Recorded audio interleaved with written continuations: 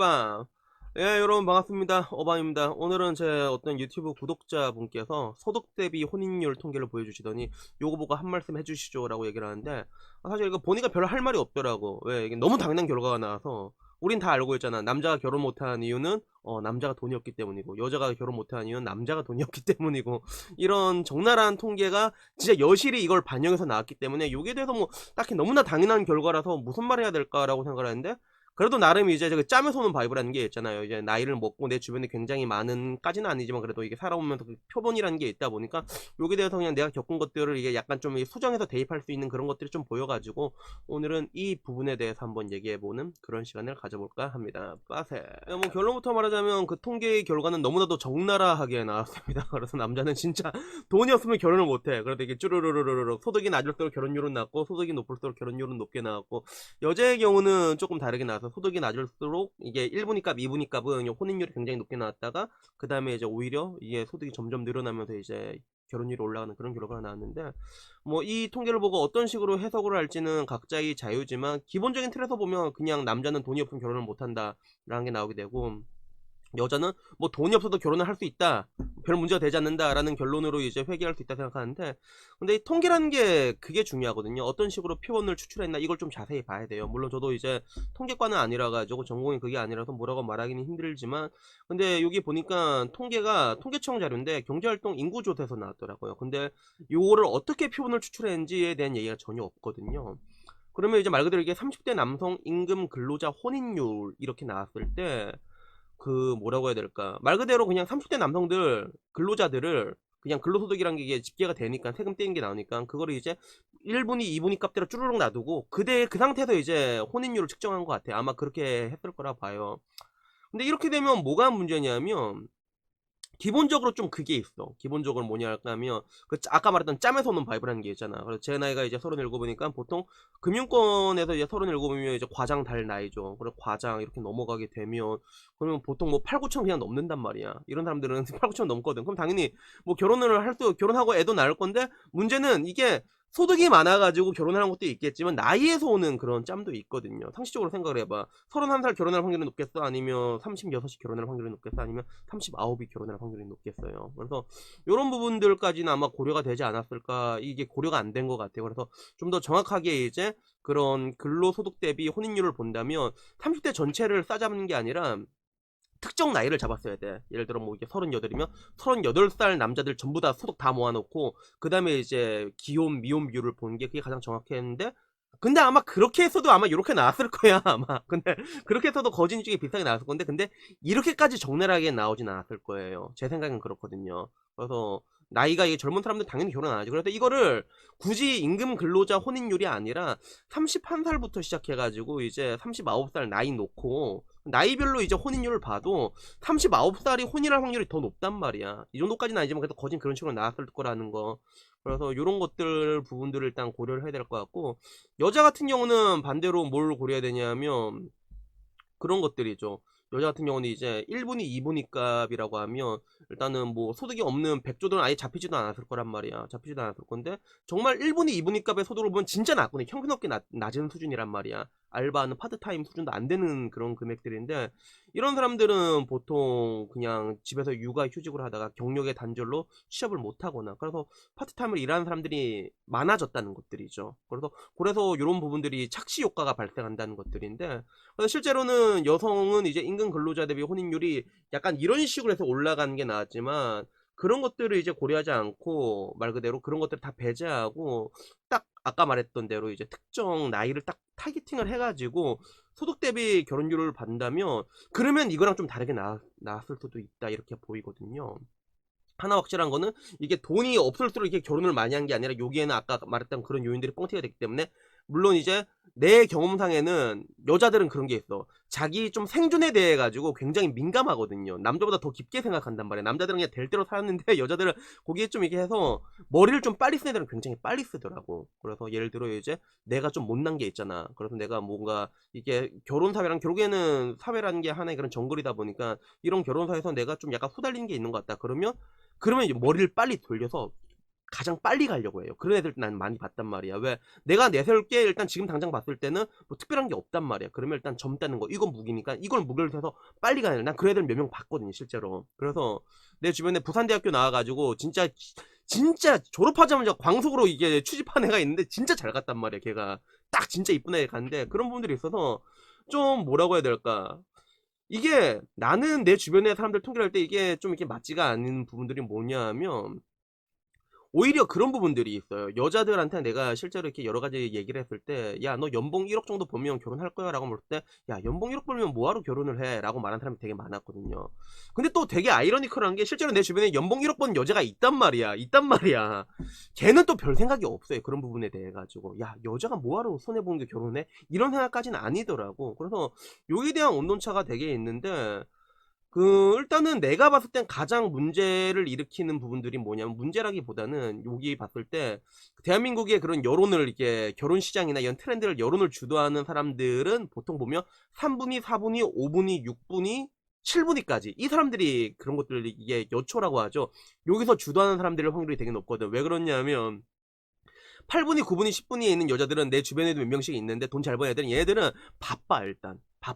바빠가지고 그런 거 들어갈 시간도 없고 그냥 대충 보고 마는데 되게 무서운 얘기를 내가 하나 들려주자면 아까 제가 말했던 그 알파골 중에 알파골 여자가 하나 있다고 얘기를 했잖아. 걔가 어떤 얘기를 했냐면 그 여자들이 일단 돈을 많이 벌든 돈을 적게 벌든 소위 말하는 그런 뭔가 유리천장이라던가 아니면 이 사회에서 여자기 때문에 피해를 보고 있다라는 것들을 전부 다 가지고 있어요.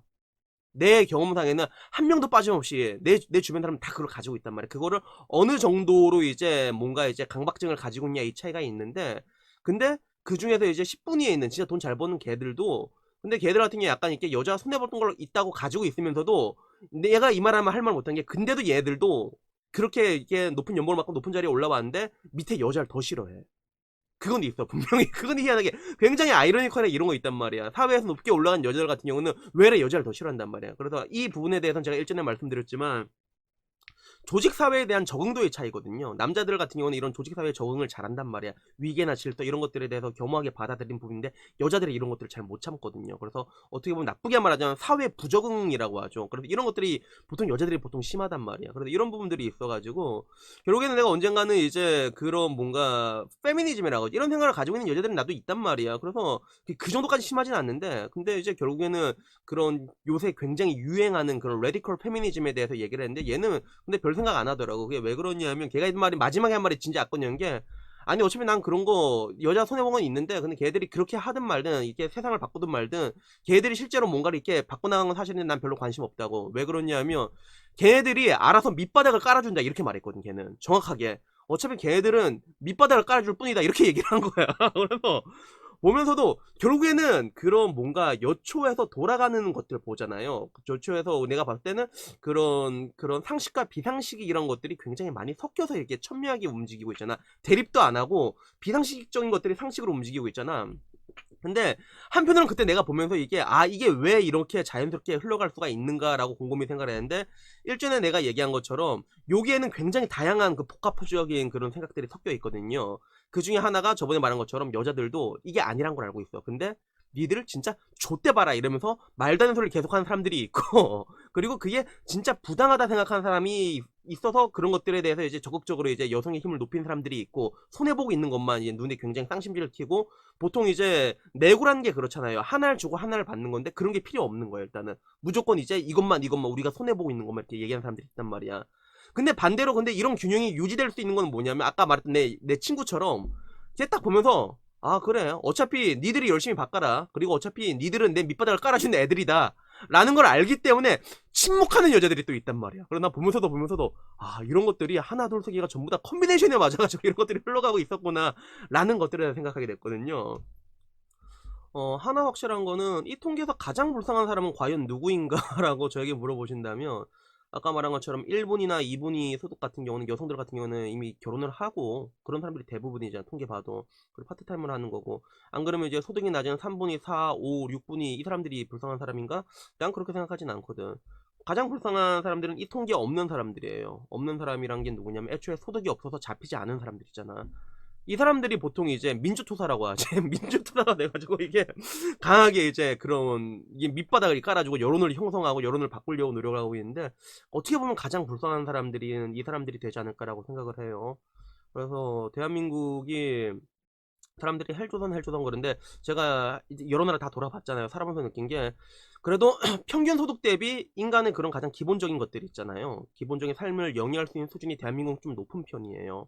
그래서 동남아 같은 데서는 혼자서 평균 소득으로 산다는 거 상상할 수도 없고, 그리고 뭐 프랑스나 이런 데 보면 뭐 옛날에 나왔잖아. 한여빵 이라서 진짜 단칸방인 게 월세 막 180만 원 막 이런단 말이야. 그리고 부동산 값 어마어마하거든, 미국이나 이런 데 가도. 그래서 한국은 그런 부분에 대해서 물가가 뭐 생활 물가는 조금 비싸긴 하지만 그래도 나머지 부분은 좀 괜찮은 편이라서, 혼자라도 어떻게 이렇게 먹고 살려고 하면 진짜 힘들겠지만 살 수는 있단 말이야. 사람이 혼자서라도 소득이 있으면. 그럼 문제는 이제 아까 말한 것처럼 여기 소득이 없는 사람들, 이 사람들은 이제 어떻게 살 거냐라는 것들에 대해서 제가 물어보고 싶은 것들이죠.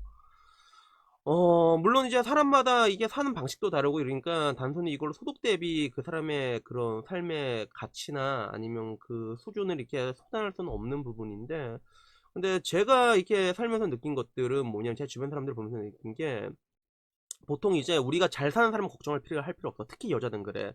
그래서 9분이 10분이 이렇게 돈 많이 버는 애들은, 내가 보통 보니까 얘네들은 기본적으로 그런 경쟁 사회에서 살아남는 법을 체득한 애들이거든요. 그래서 자본 사회에서 결국에는 남자 여자가 맞대를 하면 여자가 불리한 게 많단 말이야. 근데 그 중에서 살아남은 애들이란 말이야. 얘들은 나름 포식자 클래스 애들인데, 얘네들은 그런 세상의 니즈라는 걸 정확하게 알고 있어요. 그래서 내 주변에도 한 명은 어떤 애가 있었냐면, 오히려 여자가 그 자기보다 돈 좀 못 벌어도 여자가 남자를 볼 때 능력을 조금 내려놓잖아요. 그러면 굉장히 많은 것들을 볼 수 있거든요. 예를 들어 이제 평생 음식물 쓰레기를 이게 내다 줄 수 있을 것인가, 약간 이런 것들 있잖아. 그래서 잘 골라서 가. 그리고 사실 여자들이 이게 보면 요구하는 것들이 보면 결국엔 집이잖아. 그리고 대한민국이 약간 기형적인 게, 얘 어떻게 보면 이게 이 통계에는 없는 사람들이 여론을 만들어낸 것 중에 하나가 이제 집이잖아. 집을 해와야 된다. 남자가 집을 해야 된다. 이걸 만들어내갖고, 이게 안 되면 남자들이 어떻게 보면 루저 취급이 되고 이제 결혼 시장에서 도태되고 결혼해주지 마세요라는 얘기가 나왔는데, 사실 그게 말도 안 된다는 얘기는 누구나 다 알고 있단 말이야, 그게.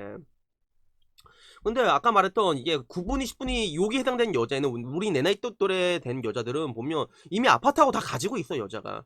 그러면 그런 애들은 또, 보통 우리가 생각할 때 돈 많은 여자는 좀 더 이제, 여자들은 보통 손해보는 걸 싫어하니까 더 탐욕스러운 걸 원할 거야 라고 생각하는데, 내 주변 여자들은 그냥 그걸 영리하게 알고 있단 말이야. 이 경쟁사회에서 살아남는 법에 대해서 이미 알고 있단 말이야. 내가 원하는 돈 많은 남자들은 딴 여자를 찬다는 걸 어린 여자를 찬 걸 이미 알고 있단 말이야. 그러면 자기도 이제 거기에 맞춰가지고, 나도 집이 있으니까 굳이 이렇게 그런 걸 이렇게 볼 필요는 없다, 딴 걸 보더라고 보니까. 그래서 그렇게 결혼한 애들이 보통 보면 결혼을 되게 잘했어. 내가 봤을 때는 잘 살아, 실제로 되게 잘 살아. 그래서 일단은 뭐 다들 아시겠지만 일본 같은 경우가 우리나라보다 훨씬 그래도 GDP가 높고 그런 부분인데, 결혼 비용이 우리나라 3분의 1 수준이거든요. 그래서 거긴 드라마 보면 아시겠지만, 그런 뭔가 원룸이나 이런 데서 그냥 월세 주고 시작한 게 굉장히 일반적이란 말이야. 드라마는 항상 그 시대상을 반영하잖아. 그래서 그렇게 어떻게 힘을 합쳐서 살아가는데, 결론적으로 이렇게 아까 말한 것처럼 요런 3, 4, 5, 6분 이렇게 소득이 있는 사람들은 크게 걱정할 필요가 없어. 그리고 소득이 있는데 결혼을 한 사람들은 더더욱더 걱정할 필요 없어. 어떻게든 힘을 합쳐서 살아갈 거란 말이야. 그래서 여기서 가장 걱정해야 되는 사람은 누구냐 하면, 요 통계 잡히지 않은 사람들이 이제 앞으로 그런 중년 여성의 빈곤의 문제로 대두가 될 건데, 근데 난 사실 이 사람들을 별로 동정하고 싶지는 않단 말이야. 결국에는 이게 자승자박이기 때문에. 여튼간에 뭐 제가 오늘 하고 싶은 얘기는 뭐 이겁니다. 제가 늘 당한 대로 윈터 이즈 커밍, 겨울이 지금 오고 있거든요.